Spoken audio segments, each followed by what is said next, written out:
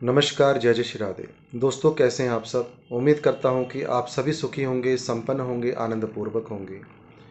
आज मैं बात करने वाला हूं शनि पश्चिम में अस्त, यानी 23 फरवरी से लेकर के 13 अप्रैल तक शनिदेव सूर्य के साथ जब रहेंगे तो यह अस्त रहेंगे। अब अस्त का कई लोग गलत विवरण देते हैं, लेकिन मैं आपको स्पष्ट रूप से बताऊंगा 12 राशियों के बारे में कि 12 राशियों के ऊपर शनि के अस्त होने का क्या प्रभाव पड़ने वाला है।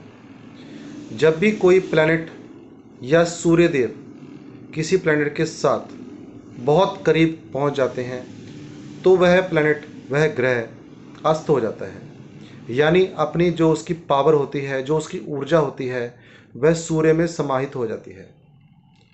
10 डिग्री से नीचे कोई ग्रह चला जाए, सूर्य के पास पहुंच जाए तो वह अस्त हो जाता है। एग्जाम्पल देता हूं, रामायण में बाली थे। बाली के सामने जब भी उनका कोई शत्रु आता था उसकी पावर आधी रह जाती थी, यानी वह बाली में समाहित हो जाती थी। इसी प्रकार से जब शनि और सूर्य या कोई भी ग्रह सूर्य के नज़दीक पहुंच जाए तो वह सूर्य देव उसकी जो पावर होती है, उसकी जो एनर्जी होती है, उसको ऑब्जर्व कर लेते हैं। इसी प्रकार से 23 फरवरी से लेकर के 13 अप्रैल तक शनि की जो पावर है, जो उनकी क्षमता है परिणाम देने की, उसका फल स्वयं देंगे। अब कैसे देंगे? सबसे पहले मैं मेष राशि की बात करता हूँ। 11वें भाव से शनिदेव गोचर कर रहे हैं मेष राशि वालों के। यहाँ पर सूर्य भी साथ में होंगे। 11वां भाव होता है इच्छा पूर्ति का, यानी आपकी इच्छाएं जो अभी तक पूरी नहीं हुई, 50 दिन के अंदर अंदर आपको कोई बहुत अच्छी आउटपुट मिलने वाली है। आपकी कोई अधूरी इच्छा पूर्ण होने वाली है, क्योंकि सूर्य देव ग्रहों के राजा है और यहाँ पर राजा 10 गुना ज़्यादा पावरफुल हो चुके हैं और आपको आपकी इच्छाएं अवश्य पूरी करेंगे। आपको आपकी इनकम से लाभ होगा, प्रॉफिट होगा, ये मान करके चले। बात करूंगा वृष राशि की। दोस्तों, जो वृष राशि वाले हैं, इनके 10वें भाव से शनि और सूर्य गोचर कर रहे हैं और क्या फल मिलने वाला है। 10वां भाव जो होता है कैरियर का कर्म क्षेत्र होता है। कर्म क्षेत्र में आप बहुत आगे बढ़ने वाले हैं। सूर्य का 10वां भाव में शनि के साथ बैठ जाना, शनि का अस्त हो जाना और सारी पावर सूर्य उसको ग्रहण कर लेता है, तो उससे होगा क्या? सूर्य ग्रहों का राजा होता है, यानी आपका राजा जैसा जीवन होगा। कर्म क्षेत्र में आपके उच्च अधिकारी आपका मान सम्मान अवश्य करेंगे। 50 दिनों के अंदर अंदर आपको कोई अच्छी उपलब्धि प्राप्त हो सकती है। अब बात करूंगा मिथुन राशि की। 9वें भाव से शनि और सूर्य गोचर कर रहे हैं। शनि अस्त है और सूर्य भगवान का, सूर्य देव का यहाँ पूरा प्रभाव रहेगा। सूर्य देव किसी की भी जन्म पत्रिका में भी आप देख लें, यदि 9वें भाव के सूर्य देव होते हैं, वह व्यक्ति आसमान को छूता है, वह लीडरशिप वाला कार्य करता है। मिथुन राशि के सूर्य देव यहाँ शनि की जितनी भी पावर थी उसको ग्रहण करके सूर्य देव आपके भाग्य को प्रबल कर देंगे, यानी भाग्य में आ रही अड़चनों को स्वतः ही दूर कर देंगे और आपके भाग्य को निखार के रख देंगे। 50 दिन के अंदर अंदर कुछ ना कुछ ऐसी आउटपुट आपको मिलेगी जिससे आपको ऐसा लगेगा कि मेरा भाग्य बदल रहा है, मेरे भाग्य में आने वाली अड़चनें दूर हो रही हैं। धर्म के प्रति आपका झुकाव होगा, या कोई धार्मिक कार्यक्रम में आप जाएंगे या कोई आयोजन में जाएंगे या धार्मिक कार्य स्वयं करेंगे। यहाँ पर मिथुन राशि वालों के लिए भी बहुत अच्छा समय है। अब मैं बात करूँगा कर्क की। कर्क की 8वें भाव से शनि सूर्य गोचर करेंगे। अब जो कर्क राशि वाले हैं, इनके ऊपर ढैया चल रहा है जो शनि का। अब शनि अस्त हो चुके हैं, यहाँ पर सूर्य प्रभाव देंगे, यानी जो बचा हुआ समय है ढैया का, वहाँ पर आपको बुरा प्रभाव नहीं मिलेगा। यहाँ सूर्य देव आपके जीवन में आ रही अड़चनें 8वें भाव से संबंधित वह दूर कर देंगे। आपको कोई भी संकट था, कोई कष्ट था, कोई हेल्थ इश्यूज थे, वह दूर होंगे। कोई पैतृक संपत्ति का विवाद था, वह सॉल्व होगा। अब मैं बात करूंगा सिंह राशि की। सिंह राशि में सूर्य शनि 7वें भाव से गोचर कर रहे हैं, शनिदेव अस्त हैं और यहाँ पर जब सूर्य देव होते हैं, सिंह राशि वालों को मैं यहाँ पर एक चेतावनी देना चाहता हूँ कि यदि आप मैरिड लाइफ में हैं, मैरिड हैं, तो आप अपने दाम्पत्य जीवन में विशेष अपना ध्यान रखें, क्योंकि यहाँ पर कलह क्लेश की कोई वजह बन सकती है। यहाँ पर यह सप्तम जो भाव होता है शुक्र का होता है, और सूर्य का यहाँ पर से गोचर करना और शनि का यहाँ पर अस्त हो जाना कहीं ना कहीं दाम्पत्य जीवन में कष्ट लेकर के आ सकता है, कोई मिसअंडरस्टैंडिंग की संभावना बन जाती है। इसलिए सतर्क रहें, और यदि हो सके रविवार के दिन 700 ग्राम गुड़ और 700 ग्राम गेहूं का दान अवश्य कर दें किसी भी धार्मिक स्थान में। कन्या राशि छठे भाव से गोचर करेंगे शनि और सूर्य। ये 50 दिन 23 फरवरी से लेकर के 13 अप्रैल तक। छठा भाव होता है रोग ऋण शत्रु का, इसके अलावा जॉब का। तो यहाँ पर जब सूर्य अपना प्रताप दिखाएंगे, अपनी पावर दिखाएंगे, तो यहाँ पर आपकी जॉब में जो भी अड़चनें आ रही हैं कन्या राशि वालों, वह स्वतः ही दूर हो जाएगी, क्योंकि जहाँ पर भी सूर्य देव जाते हैं वहाँ पर रोशनी कर देते हैं, वहाँ पर उमंग की लहर उठ पड़ती है।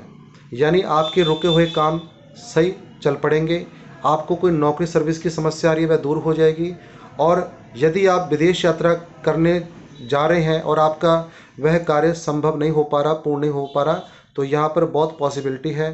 कोई आप विद्यार्थी हैं, स्टूडेंट हैं, हायर एग्ज़ाम के लिए आगे बढ़ना चाहते हैं, कोई देना चाहते हैं एग्ज़ाम, कंपटीशन एग्ज़ाम इत्यादि, आप उसमें निकल सकते हैं। लेकिन इस बीच में आप अप्लाई करें, क्योंकि सूर्य देव की यहाँ पर पूरी इस समय पावर है। तो बात करूँगा तुला राशि की। पंचम भाव से सूर्य और शनि गोचर करेंगे। यहाँ पर तुला राशि वालों के लिए एक चीज़ मैं कहना चाहता हूँ, यदि आपकी कोई लव लाइफ है तो उसमें थोड़ी दिक्कत आ सकती है, क्योंकि ये पंचम भाव होता है रोमांस का, लव का। यहाँ पर सूर्यदेव जब गोचर करते हैं तो उस बीच में फ्रिक्शन पड़ती है, कोई ना कोई वाद विवाद होता है, लड़ाई झगड़ा हो जाता है। लेकिन यहाँ विद्यार्थियों के लिए बहुत अच्छा समय है, तुला राशि वालों के लिए।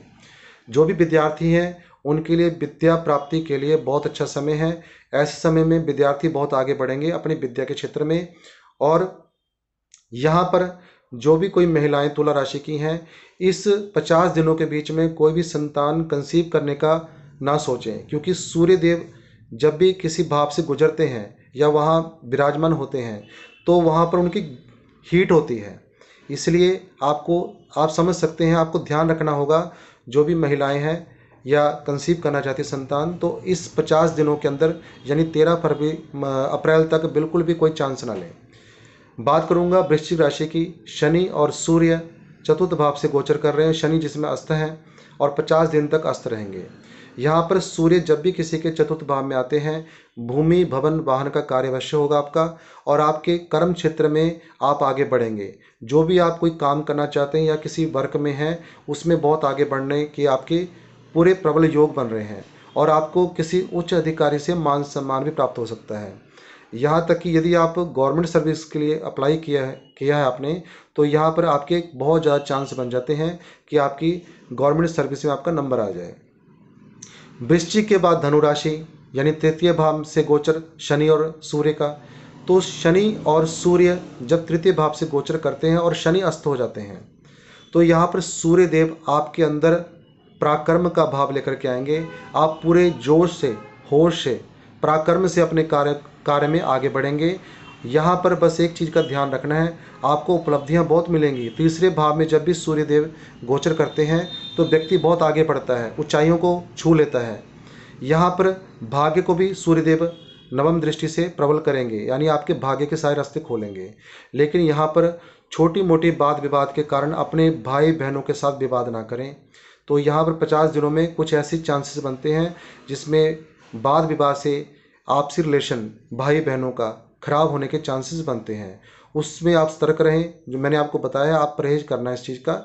और यहाँ पर यदि हो सके लाल रंग का कपड़ा 1.25 मीटर जितने भी धनु राशि वाले हैं उनको दान कर देना चाहिए मंदिर में रविवार के दिन। बात करूँगा मकर राशि की। मकर राशि में दूसरे भाव से शनि और सूर्य का गोचर है, और यहाँ पर शनि अस्त हो चुके हैं। सूर्य देव दूसरे भाव में बहुत अच्छा परिणाम देंगे आपके लिए। अचानक से धन के स्रोत खुल जाएंगे, धन के जितने भी रास्ते ब्लॉकेज है वह सब खुल जाएगी 50 दिनों के। उसके बाद तो आपके ऊपर 7.5 भी उतर जाएगी 29 मार्च के बाद। तो ये मान के चलें 23 फरवरी के बाद शनि का जो अस्तित्व है आपकी कुंडली से 7.5 वाला वह समाप्त हो चुका है, यानी शनि की कोई भी नेगेटिविटी आपके ऊपर नहीं पड़ेगी। और यहाँ पर सूर्य देव आपको बहुत अच्छा फल देने वाले हैं। आपके परिवार में कोई मंगल कार्य होने की संभावना यहाँ बन जाती है। वाणी से आप लोगों को आकर्षित करेंगे और धन आपके पास आएगा ही आएगा, क्योंकि ये दूसरा भाव धन का होता है। कुंभ राशि में लगन से गोचर कर रहे हैं शनि और सूर्य। यहाँ पर शनि अस्त और सूर्य यहाँ पर बलवान हो जाएंगे। लगन होता है व्यक्ति का व्यक्तित्व, व्यक्ति की पर्सनैलिटी, यानी आप अपनी पर्सनैलिटी के दम पर आगे बढ़ेंगे। और यहाँ पर एक चीज़ का आपको ध्यान रखना पड़ेगा, जितने भी कुंभ राशि वाले हैं, क्योंकि यहाँ पर सूर्यदेव जब लगन में होते हैं तो सप्तम भाव में दृष्टि डालेंगे। सप्तम भाव में दृष्टि डालने के कारण पार्टनर के साथ वाद विवाद हो सकता है, चाहे वह आपका बिजनेस पार्टनर हो या फिर आपका लाइफ पार्टनर हो। तो इस चीज़ के लिए आपको बिल्कुल ध्यान रखना है। और 50 दिन तक गुड़ से बनी हुई चीज़ या गुड़ की कोई भी चीज़ आपको यूज़ नहीं करनी है, खानी नहीं है। आप गुड़ का दान कर सकते हैं रविवार के रविवार। इससे क्या होगा, कोई पार्टनरशिप में कोई समस्या आनी है या पार्टनर के साथ कोई दिक्कत आनी है, उससे आपका बचाव हो जाएगा। अगली बात करूँगा कुंभ के बाद मीन राशि। मीन राशि में 12वें भाव से शनि और सूर्य देव गोचर कर रहे हैं, जहाँ पर शनि अस्त हैं और सूर्य यहाँ पर बलवान है। 12वां भाव काल पुरुष कुंडली के हिसाब से देवगुरु बृहस्पति का होता है। और जब यहाँ से सूर्य देव गोचर करेंगे, थोड़ी सी मीन राशि वालों को मैं एक चीज़ कहना चाहता हूँ, कुछ समय आपका शनि की 7.5 से बचाव होगा, यानी 23 अप्रैल तक। उसके बाद वैसे कंटिन्यू रहेगा, यानी 50 दिन तक आप शनि की नेगेटिविटी से बच जाएंगे। लेकिन यहाँ पर आपको आँखों से संबंधित कोई ना कोई समस्या जरूर आ सकती है। आँखों से पानी आना या आई साइड कमज़ोर हो जाना या स्पेक्स लग जानी या आँखों में दर्द होना। तो आपको एक काम करना है, रविवार के दिन आपको एक आई ड्रॉप्स की कोई शीशी लेनी है, उसको शंकर जी के मंदिर में या पीपल के पास जाकर के रखा है, जिससे आपको आँखों की समस्या नहीं आएगी। दोस्तों, कुल मिलाकर के मैंने 12 राशियों की चर्चा की है और शनि के पश्चिम में अस्त होने की बात की है।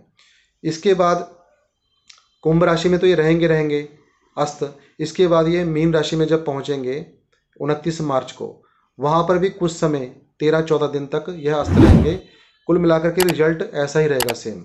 दोस्तों, यदि आज की जानकारी आपको अच्छी लगी हो तो लाइक अवश्य कर दें, वीडियो के साथ शेयर करें अपने, और चैनल को सब्सक्राइब करना बिल्कुल भी ना भूलें। आप यदि मुझसे अपॉइंटमेंट लेना चाहते हैं, हाथ जोड़ के विनती करता हूं, डायरेक्ट कॉल कोई भी ना करें, क्योंकि मुझे कॉल कट करनी पड़ती है। मैं बिना अपॉइंटमेंट के किसी से बात नहीं करता, आपको अपॉइंटमेंट लेनी पड़ेगी पहले। उसके लिए आपको व्हाट्सएप नंबर नीचे दिया गया है, व्हाट्सएप मैसेज करके आप जानकारी लें, शुल्क की जानकारी लें, परामर्श की जानकारी लें, अपॉइंटमेंट फिक्स कराने के लिए जानकारी ले सकते हैं। नमो नारायण। जय जय श्री राधे।